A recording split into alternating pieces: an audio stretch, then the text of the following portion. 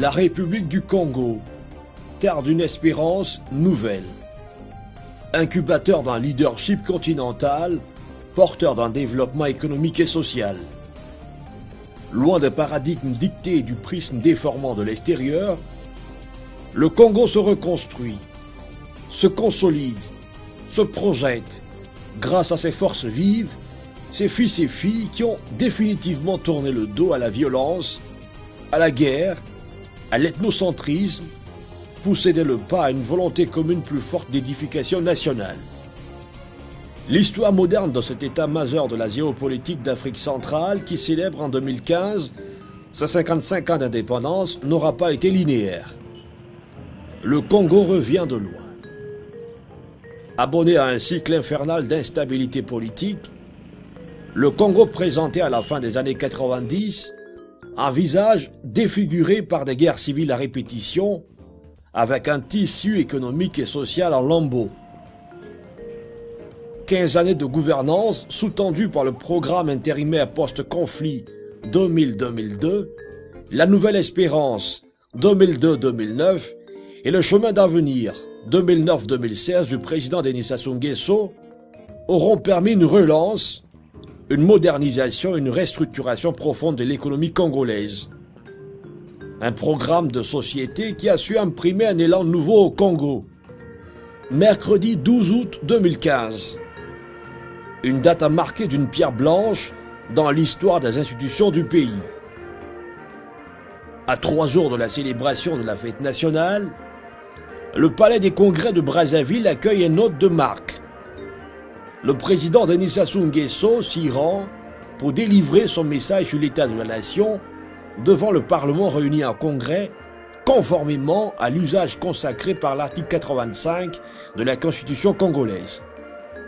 Il s'agit du dernier message sur l'état de la nation du septennat commencé en 2009. Le ton est solennel, l'exercice pédagogique, et l'orateur est habitué des grands moments de l'histoire nationale, continentale et internationale. Le chef de l'État congolais décortiquera tour à tour, dans une démarche rationnelle, 15 années de gouvernance. Depuis 2011, la richesse nationale s'est stabilisée autour de 7 000 milliards de francs CFA, avec un taux de croissance annuel moyen de 5%. Une embellie des finances publiques a été constatée. Les recettes budgétaires, hors emprunts et dons, sont passées de 400 milliards de francs CFA en 1999 à plus de 3 000 milliards de francs CFA en 2014. L'exécution du budget de l'État ayant permis de dégager des excédents à chaque exercice budgétaire. Depuis 2006, le Congo fait partie des pays à revenus intermédiaires, selon un classement établi par la Banque mondiale. Il est classé 4e pays ex aequo, le mieux noté en Afrique par les principales agences internationales de notation souveraine. De bons résultats, conjonction de la stabilité politique, de la mise en œuvre de réformes structurelles, de la maîtrise des indicateurs macroéconomiques et d'une évolution favorable des cours du pétrole, doublée d'une courbe vertigineuse de la production de l'or noir. De 56 millions de barils en 1990 à 114 millions de barils en 2010, avec une perspective de 120 millions de barils à partir de 2017. L'investissement public annuel cumule à plus de 2 000 milliards de francs CFA contre 158 milliards seulement en 2000 dans les infrastructures de communication et de télécommunications, de production d'énergie et d'eau potable, de santé et de sport. Dès 2016, on pourra partir de Ouesso dans l'extrême nord du pays à Pointe-Noire, tout au sud, par route entièrement bitumée. En 2015, ce sont plus de 3000 km de routes bitumées qui ont été réalisées. Le Congo dispose désormais de 10 aéroports modernes, dont 4 de classe internationale. Maya Maya à Brazzaville, Agostino Neto à Pointe-Noire, Olombo et Ouesso. Fleuron de l'économie portuaire, le port en eau profonde de Pointe-Noire a vu sa capacité multipliée par 10 en passant de 62 000 conteneurs à 620 000 conteneurs. Grâce aux effets de la municipalisation accélérée, l'arrière-pays a pu bénéficier d'un maillage infrastructurel dans le domaine de la santé, de l'éducation, de l'électricité, de l'eau potable, au profit des communautés urbaines et villageoises les plus reculées du pays.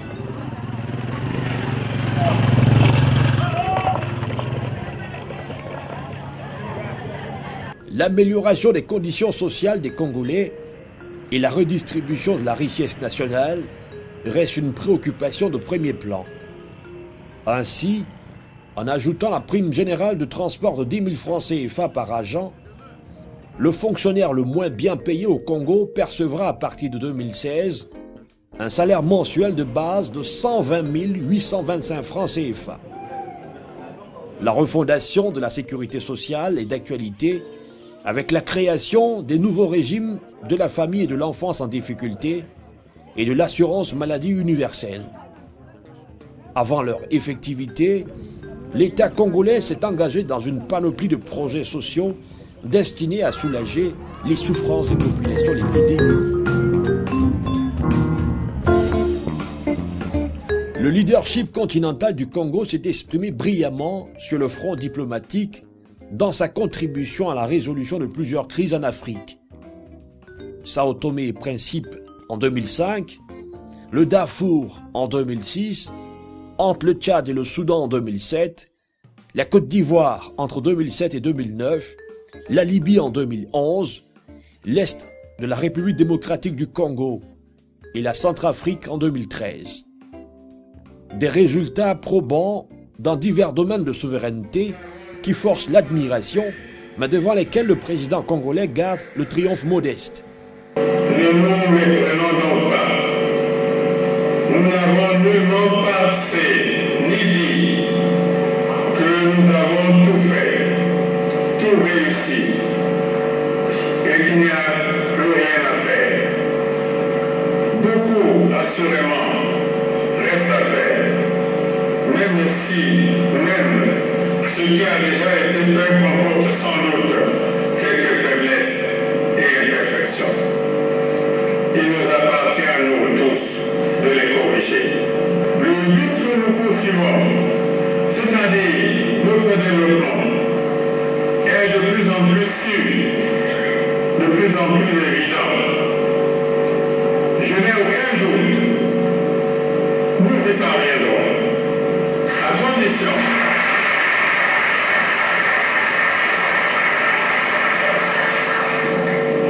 condition bien entendu que la volonté générale, c'est le même qui nous pousse vers les sommets, ne se délite pas dans les ambitions personnelles et les intérêts particuliers.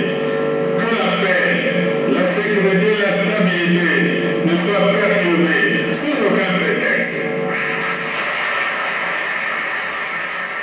Sous aucun prétexte, les populations du département de la Sangha n'auraient raté les festivités marquant le 55e anniversaire d'indépendance du Congo à Wesso, deuxième pôle économique dans le nord du pays, à plus de 800 km de Brazzaville. Wesso n'est plus cette lointaine localité de brousse difficilement joignable. Bassin de la cacaoculture et du palmier à huile, la Sangha est entièrement couverte par une forêt équatoriale dense de plus de 3 millions d'hectares, forte d'une biodiversité exceptionnelle. Avec ses 40 km de voirie urbaine, Wesso a fait peau neuve et offre un boulevard flambant neuf devant accueillir le point d'orgue des festivités, le défilé militaire et civil. Un défilé rehaussé par la présence de chefs d'État de pays frères. Catherine Samba Panza de la République centrafricaine. Thomas Boniyayi du Bénin. Théodoro Obiang Nguema Bazogo de la Guinée équatoriale, ainsi que de représentants de chefs d'État du Tchad, du Togo et du Cameroun. C'est assurément l'image forte de cette cérémonie solennelle. Denis Sassou Nguesso passant en revue les troupes et autorisant le défilé sous une pluie battante. Monsieur le Président, je vous demande de faire respectueusement l'autorisation de commencer le défilé. Je vous salue, ainsi que vos troupes, drapeaux, étendards et pavillons, et vous autorise à commencer le défilé. Allons, Monsieur le Président.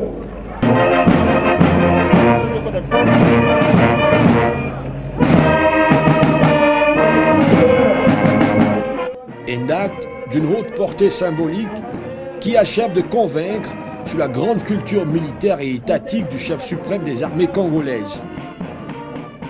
Défilés pédestres et motorisés de la force publique viendront agrémenter ce moment unique.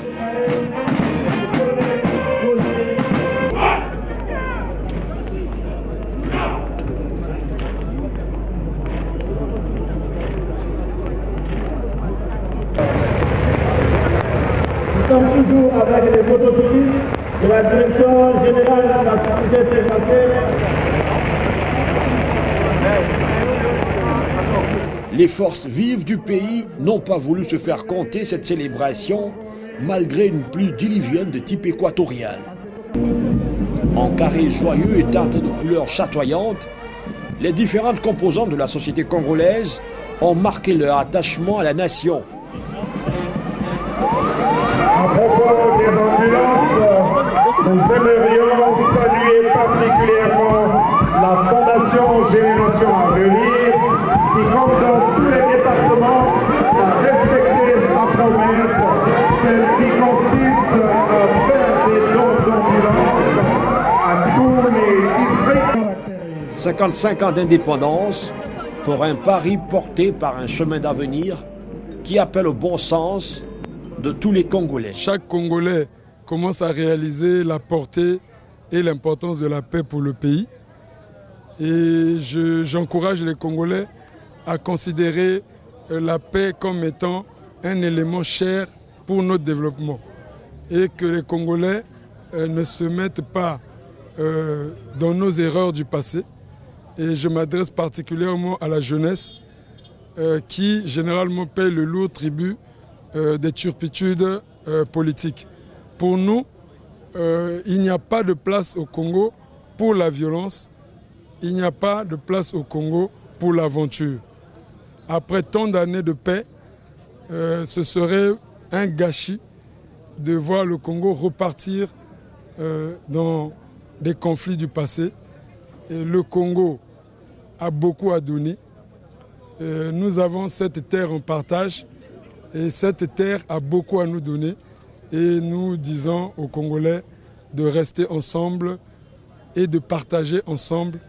Et c'est pour nous notre gage de développement et de réussite. Le progrès dans la continuité des valeurs de travail, d'unité et de paix retrouvée, la paix comme un credo, un état d'esprit, un bien commun à préserver pour les générations à venir.